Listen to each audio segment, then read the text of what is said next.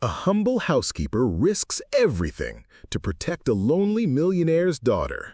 What he discovers and how he reacts will leave you speechless. Before we begin, we'd love to know, where are you joining us from today? Share your city in the comments below. Let's begin. The iron gates of Ashworth Manor groaned open like the slow breath of a sleeping giant, and Alina Morales stepped through, her suitcase in hand and the sea wind still tangled in her dark hair. She had left behind the salt-kissed cliffs of her coastal hometown, where gulls cried over fishing boats and neighbors knew each other by name. Now before her rose a grand estate of gray stone and ivy, its windows tall and cold, reflecting the overcast sky like silent, watchful eyes. It was early morning, but the house already felt heavy with stillness. No laughter echoed from within, no music played, not even the hum of a distant radio. Just silence, thick and deliberate, as if the walls themselves were holding their breath. Mrs. Poole, the stern housekeeper who had worked at Ashworth for decades, greeted her with a curt nod. "You're early," she said, taking Elena's bag without a smile. "Mr. Ashworth doesn't like surprises." Elena only nodded. She was used to quiet. Back home, she'd cared for her ailing mother, learning to move softly, speak gently, and notice the unspoken, the way a person held their shoulders, the flicker in their eyes when they were hurting. She didn't need words to understand people. She felt them. She was shown to a small room on the upper floor, cozy, with a view of the overgrown garden. But it was the house itself that unsettled her. Grand chandeliers hung lifeless above polished floors. Portraits of stern ancestors lined the halls. And everywhere the lingering scent of lemon polish couldn't quite mask something deeper. Grief, perhaps, or loneliness. Then she met Leela. The girl was sitting alone in the sunroom, curled in a large armchair, a sketchpad on her lap.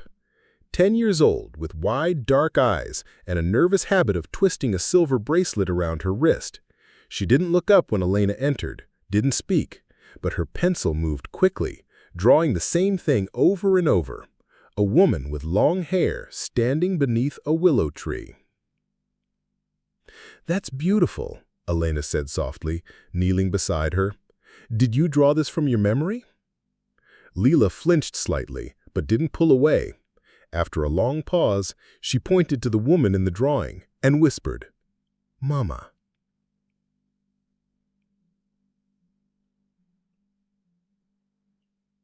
Elena's heart clenched. She had read the file. Leela's mother, Clara, had died in a car accident 2 years ago.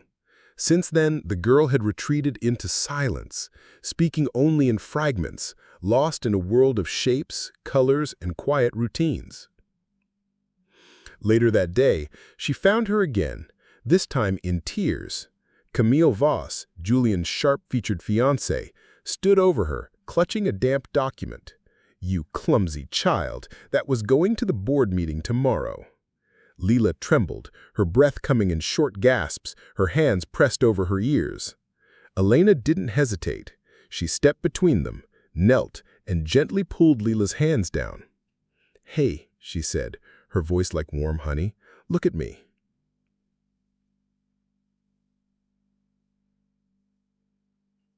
She reached for a napkin, drew a lopsided cat with one ear too big, the other too small. "See? Silly cat. Probably spilled tea too, but look, he's still smiling." A flicker, then the faintest curve of Leela's lips. That night, Elena made heart-shaped pancakes for breakfast the next morning. When Leela appeared, hesitant at the kitchen door, Elena didn't push. She just slid a plate across the table. Leela stared. Then, slowly, she sat, and she ate every bite. Outside, the first rays of sun broke through the clouds, spilling gold across the manor's stone steps. For the first time in years, the house felt, just for a moment, like it might breathe again. The days that followed unfolded like pages in a book long forgotten, slow at first, then with a rhythm that began to feel like life. Elena moved through the manor with quiet purpose, cleaning not just the rooms, but in a way, the air itself. She left small joys in her wake: fresh wildflowers in mason jars, cinnamon rolls warming in the oven, soft lullabies hummed in Spanish as she tucked Lila into bed each night. The girl, once so tightly closed, now followed her from room to room like a shadow, learning to speak. Julian Ashworth noticed. He had spent years buried in spreadsheets and shipping routes, his grief wrapped around him like armor. But now he found himself pausing outside the kitchen in the mornings, drawn by laughter, real laughter from his daughter. He lingered at the doorway, watching Elena flip pancakes while Lila clapped at the shapes, her voice rising in a single clear word: hearts. He started joining them, at first just for coffee, then for full breakfasts. He listened as Elena told stories of her childhood, of storms that lit up the sea like fireworks, of her mother teaching her to mend nets, of dancing barefoot on the dock under a full moon.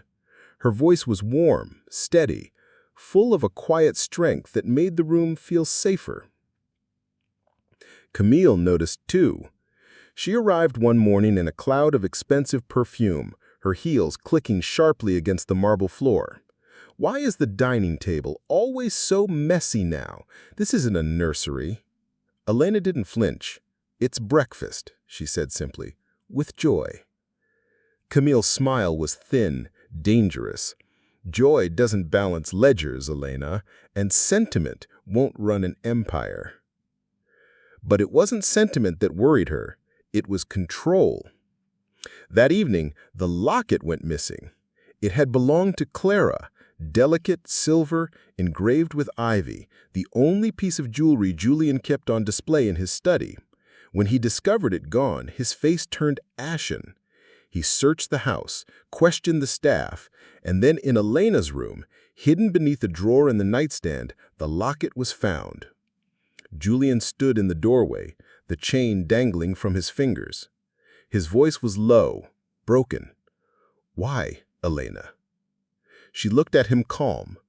"I didn't take it." "You expect me to believe that, after everything?" She said, "I expect you to look at me and decide if I'm the kind of person who would steal a father's last memory of his wife." He hesitated. Something in her eyes, clear, unwavering, stopped him from calling security. Instead, he said, "You'll stay, but under probation. One more mistake and you're gone." Elena nodded. She didn't protest. She only asked, "May I still have breakfast with Lila?" After a long silence, he whispered, "Yes." That night, as the house slept, Elena sat by her window watching the moonlight crawl across the garden. She didn't sleep. She observed. And soon she began to see patterns. Camille lingered near the study after midnight, speaking in hushed tones on her phone. Once, Elena followed quietly, heart pounding, and overheard a fragment. "Once the wedding's done and the trust is transferred, the girl will be sent to a residential school. No one will care where the money goes." The words slithered into Elena's chest like ice. She thought of Lila's drawings, her quiet courage, the way she had finally begun to speak. And she understood.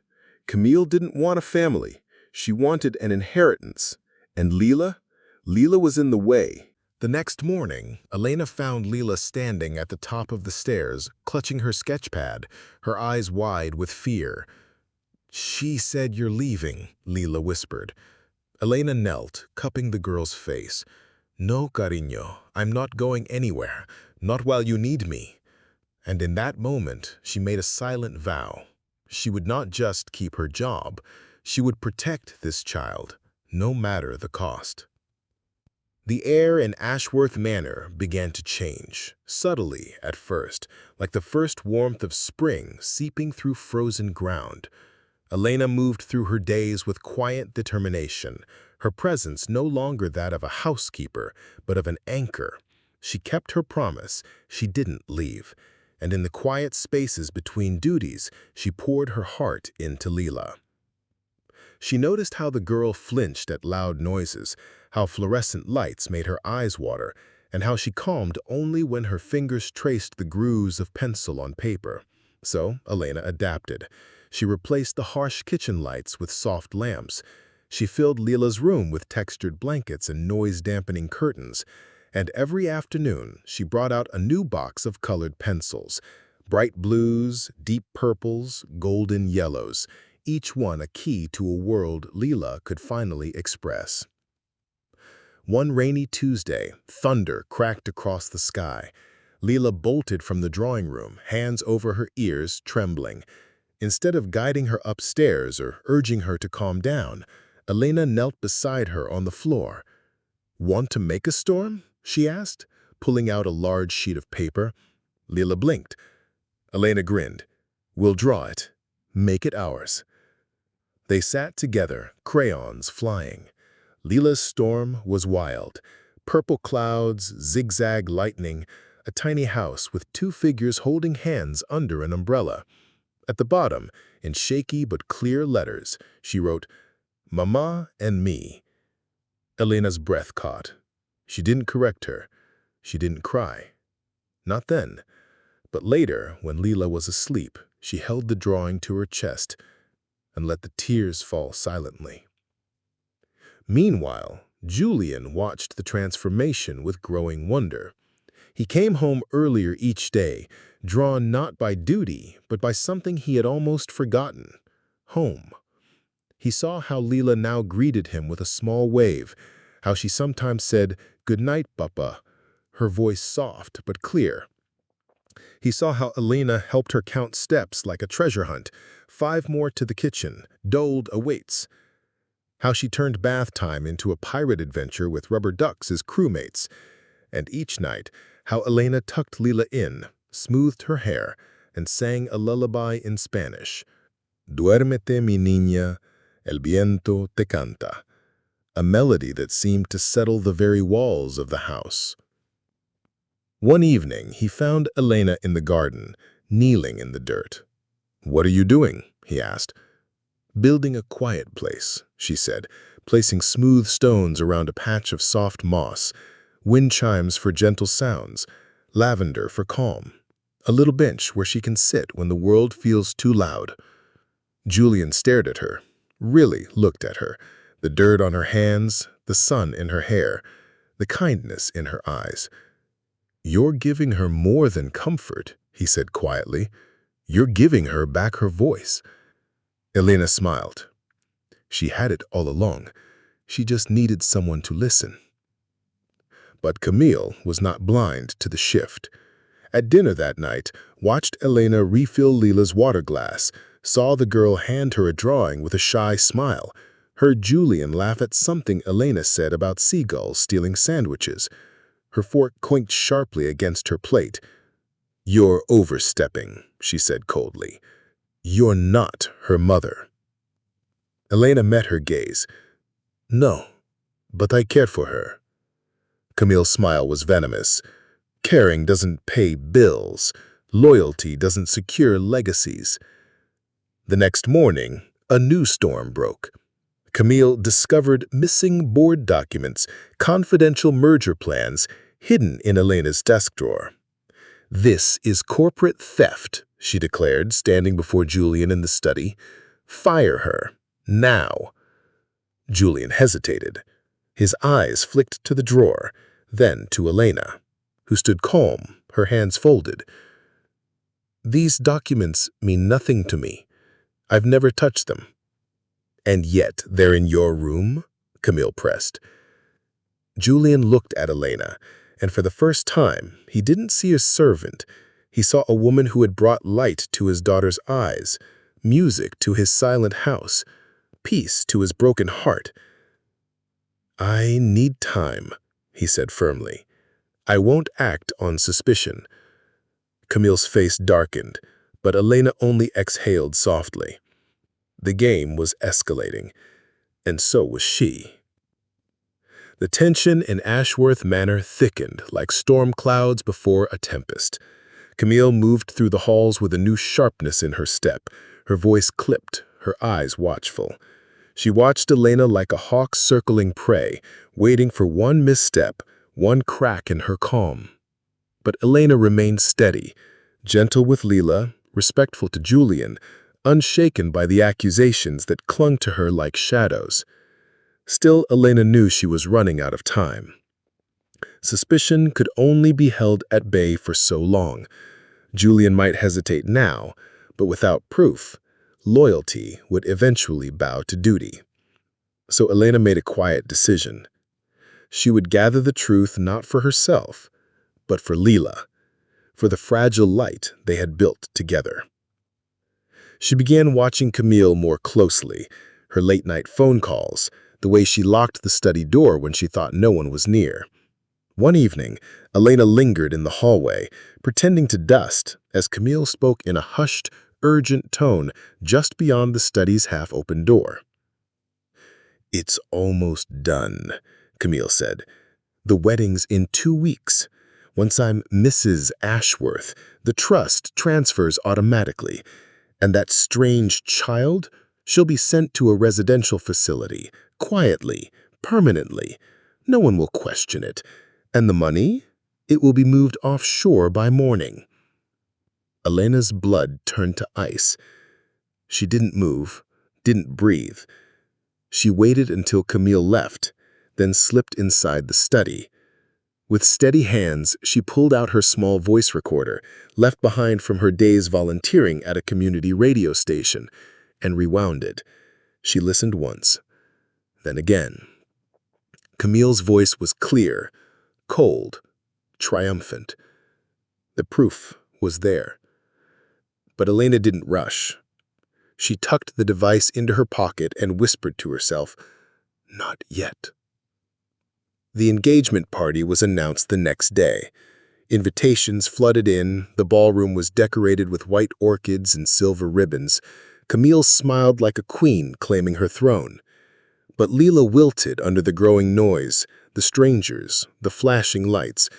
The morning of the party, she vanished.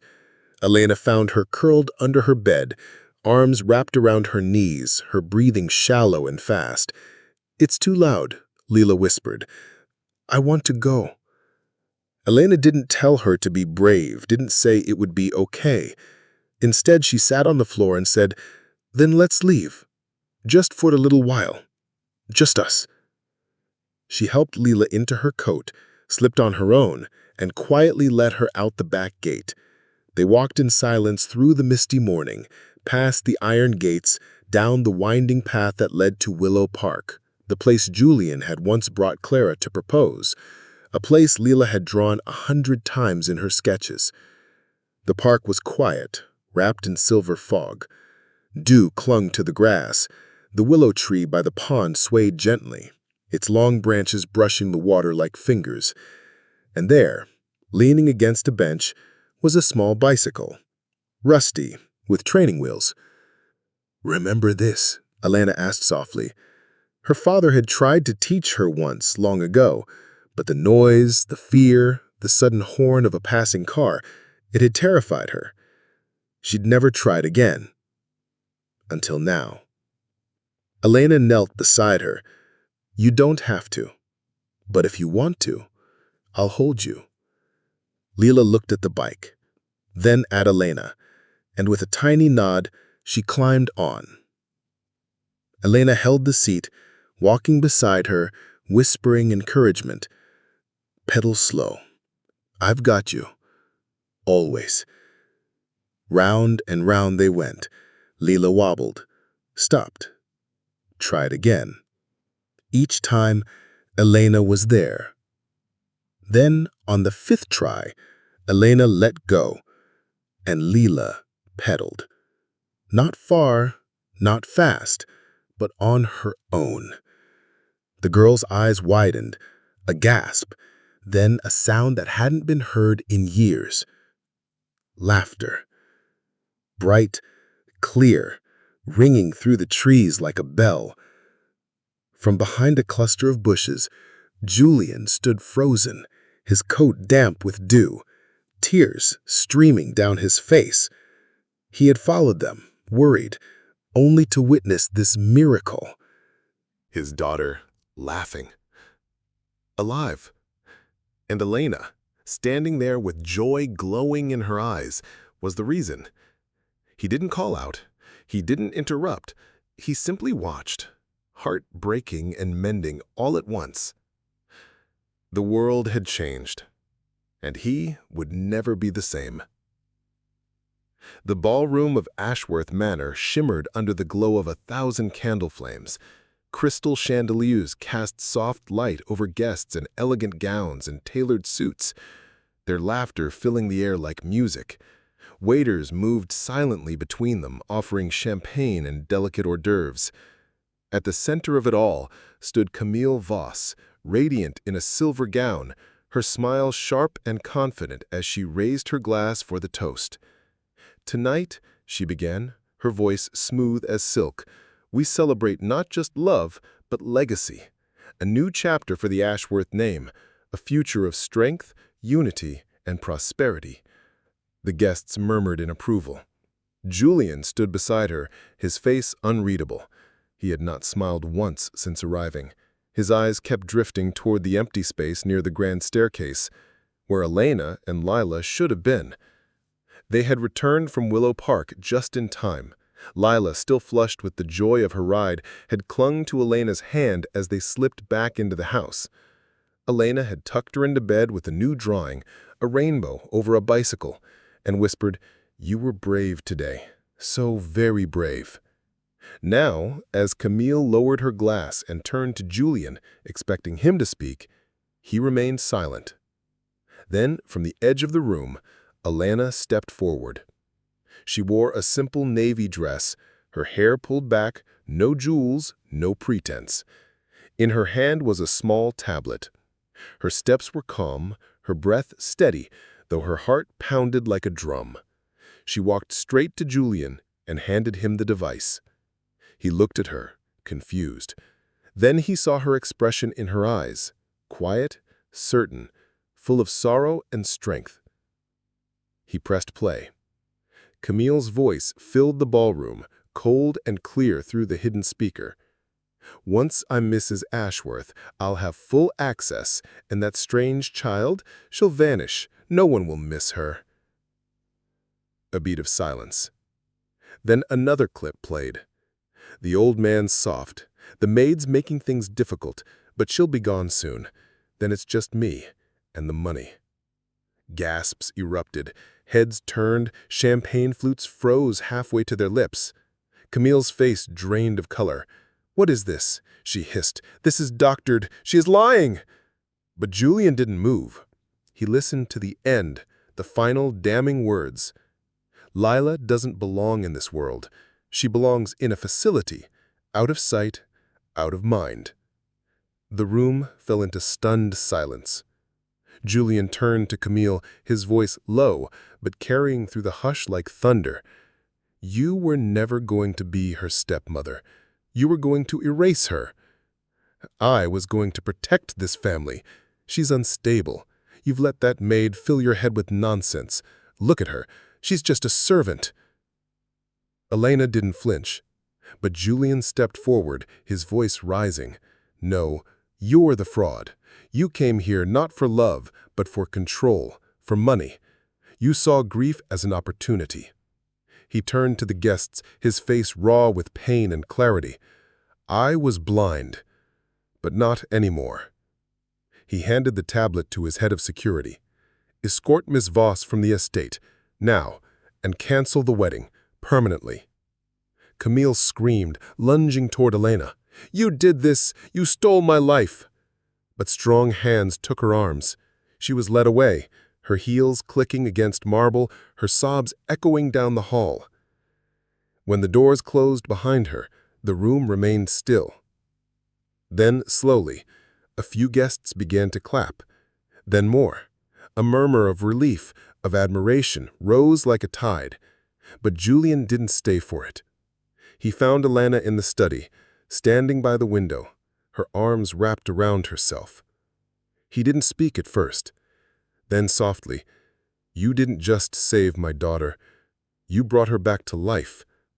Elena turned. "I only gave her the space to be seen." He stepped closer. And me? What did you give me? She looked into his eyes, deep, weary, finally awake. A chance, she said gently, to remember how to feel. Tears filled his eyes. Thank you, he whispered, for not giving up on us. Outside, the first stars blinked in the night sky, and inside, for the first time in years, the house stood not in silence, but in peace. Seasons turned, winter gave way to spring, and with it a quiet transformation settled over Ashworth Manor. The once silent halls now echoed with life, music from an old piano Julian had restored, the soft rustle of Lila's sketchbook pages, the warm murmur of voices at the dinner table. The garden, once overgrown and forgotten, bloomed with color. Lavender, rosemary, sunflowers, and the soft moss path Elena had laid now led to a wooden bench beneath the willow tree, Lila's favorite place to read. Lila herself had changed in ways no one could imagine. She still carried her sketchpad everywhere, still needed quiet moments when the world grew too loud, but now she also spoke in full sentences, laughed freely, and even raised her hand in class at the small, nurturing school Elena had helped Julian find. Her teachers called her bright, thoughtful, and brave. And she had a new name for Elena. One evening, as Elena tucked her into bed, Lila looked up, her eyes serious. "You're not just Elena. You're Mama L," she said slowly. Elena's breath caught. She didn't correct her, didn't explain. She simply kissed her forehead and whispered, "I'm right here, mi vida. Always." The words settled into the house like a promise. Julian changed too. He still ran his company, but he no longer lived in his office. He came home for dinner. He played board games with Lila. He learned to braid hair from a YouTube tutorial so he could do it for her. And every Sunday, without fail, he joined Elena and Lila for breakfast, heart-shaped pancakes still on the menu. But something deeper had grown between Julian and Elena, something neither of them rushed, but both of them felt. It was in the way he looked at her when she laughed, in the way she softened when he asked about her mother, in the quiet moments when their hands brushed while washing dishes and neither pulled away. On the anniversary of that first bike ride, autumn once again painting the trees in gold and crimson, Julian asked Elena to meet him at Willow Park. The air was crisp, leaves swirling like confetti around them. Lila ran ahead, chasing a red leaf like it held a secret. When they reached the old bench, Julian turned to Elena, his heart in his eyes. He didn't kneel with a single ring. Instead, he opened a small velvet box to reveal two, one delicate gold band, another smaller, engraved with tiny stars. "For you," he said, lifting the first, "and for Lila. If you'll both have me, not as your employer, not as a man still lost in grief, but as your husband, as her father, as the man who finally learned that family isn't something you're born into, it's something you choose." Tears spilled down Elena's cheeks. She looked at Lila, who had run back and was now clutching a fresh drawing, 3 figures under a tree, arms around one another, the sun smiling above. "She already chose you," she whispered. Julian smiled, his own eyes glistening. "Then let me choose you. Let us build a real family. Together." "Yes," she said, her voice trembling with joy. 1,000 times yes. Their wedding was small, just close friends, Mrs. Poole in a lavender hat, Lila in a pale yellow dress, her hair woven with wildflowers she had picked herself. As Elena walked down the garden path, the sun breaking through the clouds, Julian reached for her hand. When they kissed, Lila jumped and shouted, "Now we're a forever family." And in that moment, under a sky painted gold with sunset, The house that once echoed with silence finally learned to sing.